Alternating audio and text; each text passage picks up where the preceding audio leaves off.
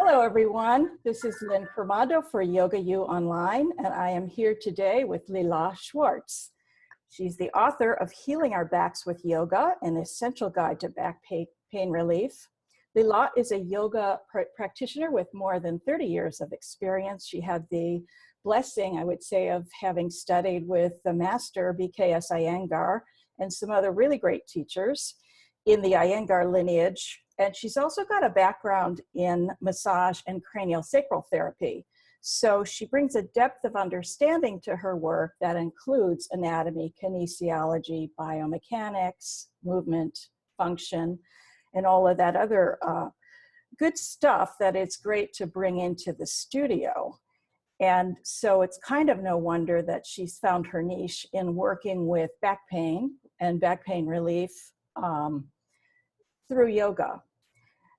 She began teaching in 1987 and held an Iyengar teaching certificate for 23 years before branching out and doing her own work. She was the first owner of the first full-service yoga studio in Asheville, North Carolina, from 1981 to 2009, before she decided she really just wanted to do the work. And so she still today teaches. She does teacher trainings, workshops, works with private clients, and she's got a couple of DVDs out as well as her book. So Lillah, welcome. Thank you. Pleasure to be here.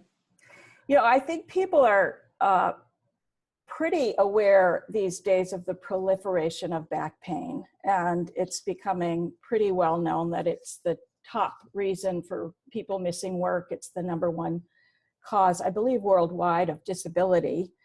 And in that alignment is your specialty. I know you've got a lot to say about that, but I feel like there's a very personal connection here for you because you had a personal story with back pain that is very relevant to the discussion. I wonder if you would share that. Sure. When I was 16 years old, I went down with a horse and severely rearranged my tailbone.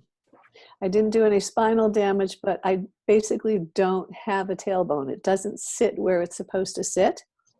And I always wondered why I had difficulty in yoga classes. Why was it so hard for me to sit straight? Why did one knee hurt more than the other? Why did one hip hurt more than the other hip? It was a conundrum for me to figure out what was going on. And for years, I didn't figure it out until I did get a few excellent teachers who helped me to understand the asymmetry in my own body that had been created from that injury.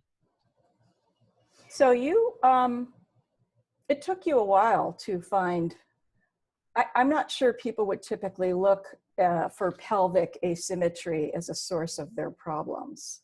Would you? I would have to agree with that. Yes, I would have to agree with that because, you know, there are things that happen that we do habitually. People who cross one leg over the other leg all the time, and that's their dominant pattern, can set up a pelvic rotation, which could function like an asymmetry because it's rotated. And in other situations, especially with yoga these days, oh my.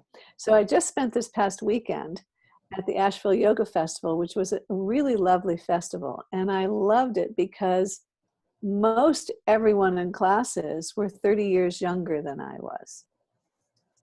And I thought that was great. And I got to see what the common denominator and what was happening in their bodies as I watched them to practice and myself. And really,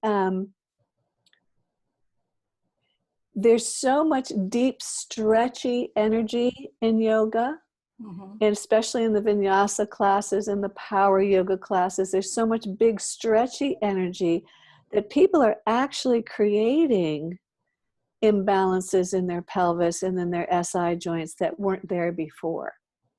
It's almost like it's almost like someone's doing an advanced movement practice without learning the fundamentals of ballet before they try and put their foot up like this alongside their head. So there's sort of a fundamental understanding that it's creeping in there, but there's a lot of asymmetry going on in a lot of pelvises that I see. That's interesting because there are a lot of asymmetrical poses.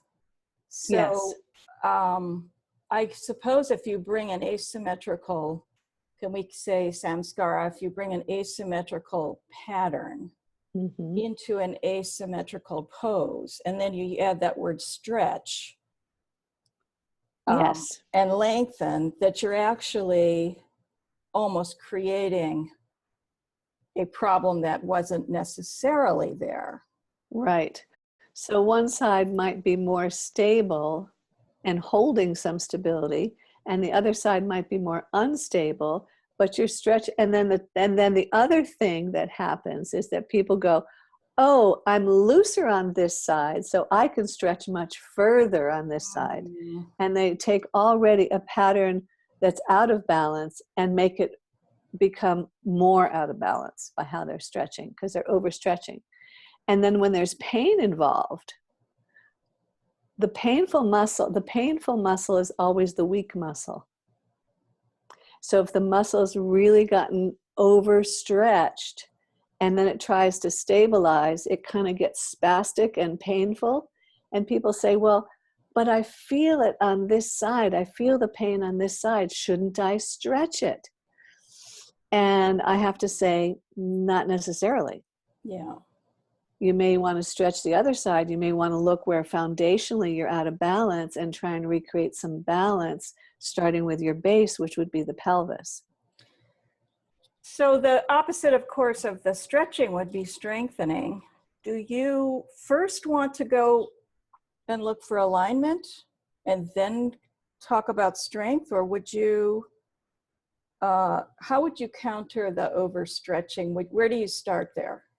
So I think, where people need to start, first of all, is with their awareness of their own body. Am I feeling, when I do fundamental basic stretches, say we do Virabhadrasana 2 to one side and then to the other side, is one side real easy to glide into and the other side feels a little sticky somehow? And why is it sticky? That's another question to ask. Are both my hip joints functioning the same way? Is the head of the femur bone sitting properly in the hip socket so that both sides can be effortless? At some point we want to hit stiram sukhamasanam. We want to hit stability and ease, right? And so that's an important consideration. So first awareness has to come. And then after awareness, they say, well, this side feels, no, this side's actually, these muscles are a little tighter on this side and they're a little looser on this side. Okay, good to notice, good to know, because a student, a person, then begins to understand their own, what I call the map of their own body. This hip and that shoulder, this hip and that shoulder, or this shoulder and hip on the same side, on the opposite side. Where is the structural pattern varying as it moves along? So if you identified a tighter side and a looser side, what I typically would guide people to do is don't overstretch the loose side. Even though you may want to, because you feel more sensation, you have more feedback from that side, don't overstretch. Hold yourself back. Modify 10, 20%, let the other side stretch a little bit until you start understanding there's a relationship between the two sides. And I'm basically, when I'm doing this movement right here, that's the walking pattern. The SI joints are supposed to move a little bit. You're supposed to get this nice walking rhythm going on. Yeah, and that shows that there's a relationship between the two sides. So, looking at their shoes, for instance. Are the heels wearing evenly on both feet or not? It's because that's going to tell you something about how your hips are stacking up and what your gait is like. If I can come to a balance with my asymmetric pelvis in my practice, when I go for my walk, my gait's pretty even. if I'm really out of balance because I haven't been walking or I've been traveling and sitting for long hours, which is of course a problem, sitting for long hours, then I'm going to get up and my walk's going to be uneven and my heels are going to hit the ground differently and my legs are going to swing differently. So it's becoming aware that it's a whole system, and it starts with the base. So the upper body's held by the pelvis and the legs feed the pelvis. And so the pelvis is really an important part of our structure. So the pelvis is kind of the hub. Yes. And if you have, I just called it a samskar, but I think we could also call it a compensatory pattern. My theory is that no one is symmetrical. If we were symmetrical, we'd have two hearts, two livers, right? Yeah. So what I want to know is, it's kind of a weird question, but is all asymmetry a problem? And when does a compensatory behavior turn into you're putting wear and tear on your joints? Are all of these compensation patterns, is all asymmetry bad? I'm going to support you and go along with your thinking to say that we all have an asymmetric body to some degree. And then the question is, how much of a degree? Right.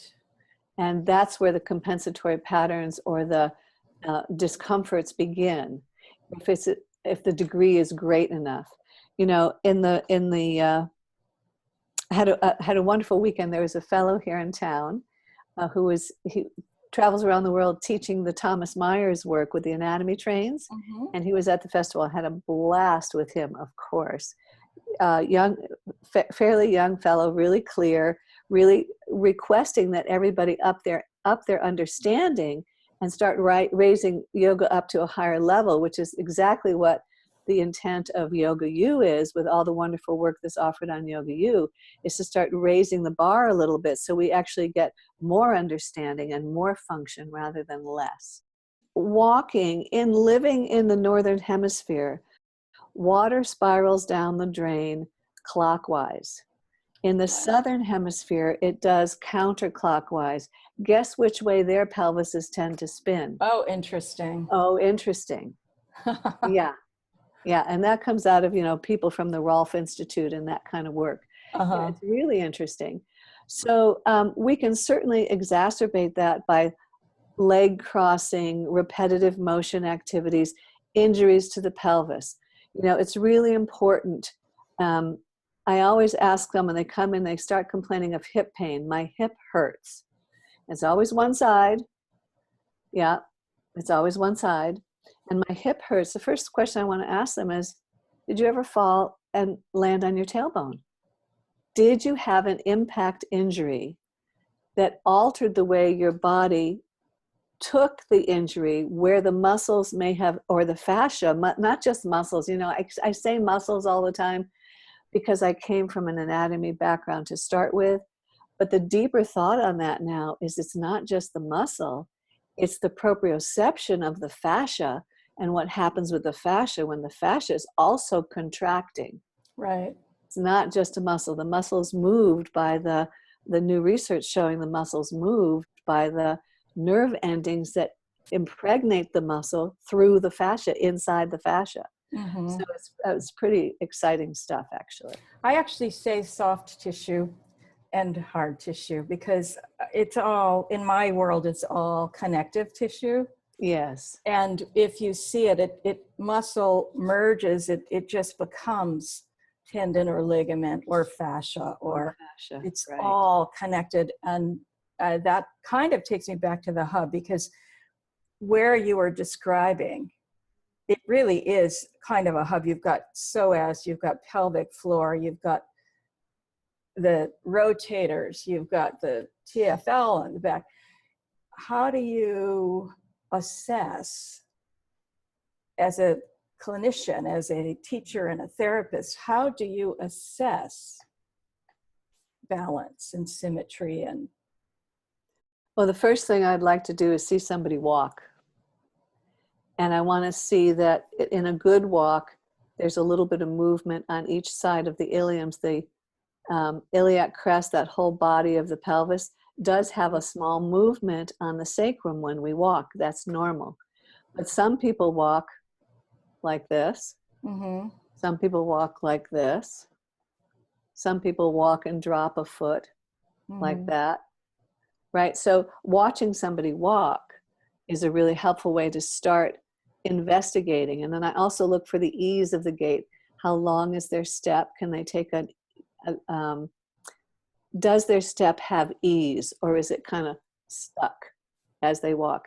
And then I do just basic stretches to begin with. So the first thing I do in my practice when I'm working with a client is help them just extend the soft tissue. Help them lengthen the leg. Suptapod 1, 2, and 3. Just get the leg to lengthen. Open the inner leg. Open the line of the outer leg. So get the lateral line, the inner line, the front line, the back line. Just kind of go around the hip joint and take them through some range of motion stretches. It doesn't have to be big motion. It can be small motion depending on the person, just till they come to their edge. Now, what do I call an edge? I always like to do things on a scale of 1 to 10. So on a 1 to 10 scale, the sensation and feedback a person would like in their body would be, they would label it a 4, 5, or 6. So play the middle range. Don't not stretch, but don't stretch so much that you can't take a breath because you're at an 8. Back it up. Play in the 4, 5, or 6 range. Keep the breath flowing. See if you can create length and space. And that's a really big thing, is to create some length and space first. So there's some opening and releasing that occurs before strengthening. Okay. So I want to open and get fluidity first, and then we might go to creating tone. Okay. You want core tone. What does that mean? It could mean the psoas muscle. It could mean the transverse abdominis. It could mean the gluteus medius. It could mean the lower fibers of the gluteus maximus. It could mean the obturator muscles that help hold the hips in the socket. And all those things feed into the pelvic floor, right? So there's a lot to consider as we go along in a therapeutic process. So I don't add the toning right away. Yeah. I always create awareness, create some release, because mostly people are coming in, the connective tissue is constricted and stiff. Now, is it stiff because of range of motion? Is it stiff because they were sitting all day? Is it stiff because they ate some kind of inflammatory food and then their connective tissue is mad at them the next day? It could be any number of reasons, right? So first creating some fluidity and ease and getting people connected to their breath. And then from there, oh, this side needs to be shortened, not this side. And then there's a place that there comes a time when somebody has enough awareness of their body, or that I can guide them to that awareness, that will say, okay, we're going to do Shalabhasana, and we're going to lift the left leg 3 times and both legs together once. Or we're going to lift the left and then the right and do a diagonal arm leg Shalabhasana to get the lower back working. But then you're going to lift the left one, or you're going to lift both just once. Or maybe twice. It just depends on what's going to give the response in that, for that particular client in that particular organism. It's an individual journey, right? Some basic understandings, but then the application is always individual. I could see someone doing that exploration that you described, just watching themselves walk outside. Yep. But I could also, I had a picture of a yoga teacher standing at the door, watching their students walk into the room and take their spaces and have that little moment of assessment before class, of just watching their students walk into the room as a little hint of whose pelvis is where today. The other thing I've heard you talk about that I think is a really interesting and useful metaphor is a clock face. Can you share a little bit about that idea? You know, The way I was taught in the Iyengar system, there's a lot of subtleties. Be aware of how the big toe connects to your inner groin. Move this in this direction, move that in that direction. There's a lot of subtleties. And one day I fell upon this idea of the clock face. And what I found is that it just made it so much more simple for everybody to figure out what their pelvis was doing. So we just put a clock face on the center of the pelvis. The navel is 12 o'clock. The inner groin just outside the edge of the pubic bone is 6 o'clock. And then the two hip bones, the ASISs, the two pointy hip bones at the top, are 3 o'clock and 9 o'clock. And if you make a crisscross from those 4 points, where they cross, you're going to end up in what's called the center of gravity of the pelvis, the pit of the abdomen. You can call it the pit of the abdomen. And it translates directly back to the midpoint of the sacrum. So we know that the sacrum has a curve in it, and then it acts, and there's a fulcrum there. And so that midpoint is going to go right to that fulcrum of the sacrum, which is really helpful because that's the point of stability. The fulcrum is the point of stability. And then people can lay on the floor, do some exercises on the floor that helps them feel their sacrum, because you get feedback from the floor, right? You get tactile feedback. Build some awareness. If I keep my clock face really stable, and then I move my right leg, how much does it move? I don't want my whole clock face to go with my leg, right? I want to go to the fountain because I'm trying to discover the map of my body. I'm not trying to do an intermediate yoga pose. I'm trying to discover the map of my body so I can start building balance. So as I go forward into more in my yoga practice and doing a variety of poses, I'll know where my home base is. And I can always bring my body back to home base. I think that's so important because a lot of people have these habitual asymmetries. I know that that's true for me. And over time, you develop a little bit of lower back scoliosis, or you get the short leg syndrome, or you actually etch into your tissues that dysfunctional pattern. So having something very simple like this as an assessment tool that you can do on yourself, but also that you can fairly easily see on your students would be quite a useful study. It is a useful study, and it helps the students a lot as well. It helps them become independent. And that's what we want. We want people to be healthy and independent and understand how to move their body so that they can have relative balance and function. Yeah, and there's required, and I just want to say that really the bottom line is get up from the desk and go for a walk. Now, I have not been for my walk yet today, but I will before the end of the day. Yeah. So move. And, yeah, you got to keep moving. And a lot of us do have asymmetries, and there are ways to learn how to use your lower abdomen, the transverse abdominis, how to work with balancing the hips and using your pelvic floor to help stabilize the hips in the sockets.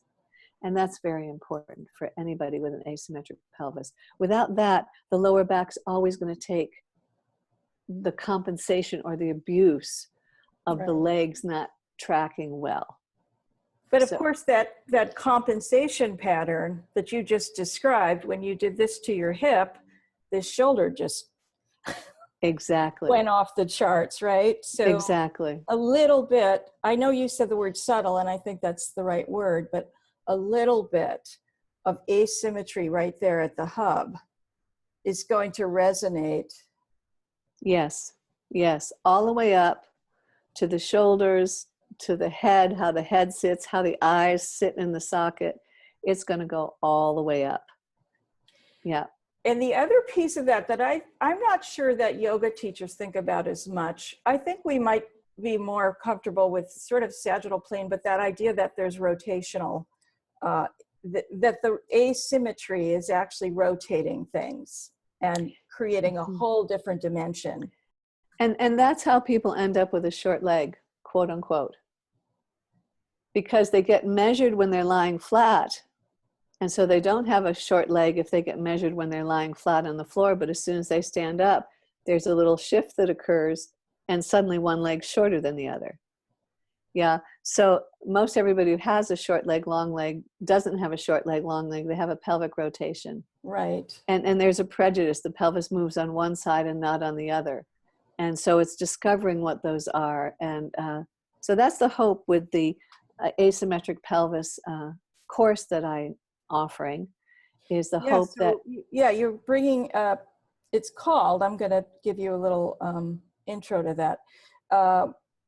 There is a course that Lillah is offering, and it's called Yoga for a Healthy Back, Addressing Pelvic Asymmetry, which sounds like a lot of people would really benefit from spending some time with that material. Do you want to talk a little bit about it?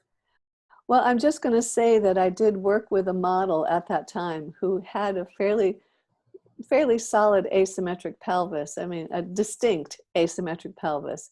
And so watching me work with somebody who was new to the material, rather than really seasoned with the material, I think is going to be really informative for the folks who decide to buy the course and work with the course. I think they're going to get a lot of benefit and insight because of the conversations that she and I had as part of the training of the course. So I'm basically modeling how to work with somebody who has an asymmetric pelvis and how I would talk about that and how I would help her. So I think it'll be... In addition, though, I think you've also got practices, right? Right. So part of... Right. It's a continuation. So there are 4 different practice sets to work with. And they're each 30 minutes. And there are 4 of them. And so it's a lot of information there that I think people will find really valuable. What I think is really useful about those practices is that someone might hear the theory and walk away and say, well, that was really smart, but I have no idea how to introduce that into my poses, into my yoga class, or into my personal practice. So having a little bit of instruction on how to assimilate that, you know, the academic information, I think is quite useful. I think it really is. I think it really is. I've gotten a lot of good feedback on the previous course I did for the lower back with Yoga U. I got a lot of great feedback. It's like, oh, now it makes sense to me. Now I know what to do when I get on my mat.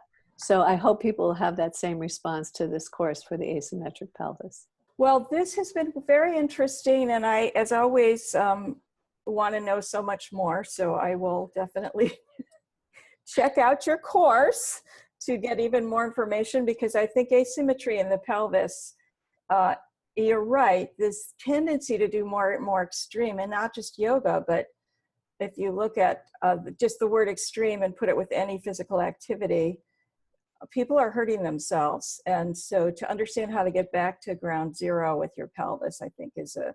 And find out what your balance is. Exactly. Well, Lillah, thank you so much. And we look forward to the course and to speaking with you again soon.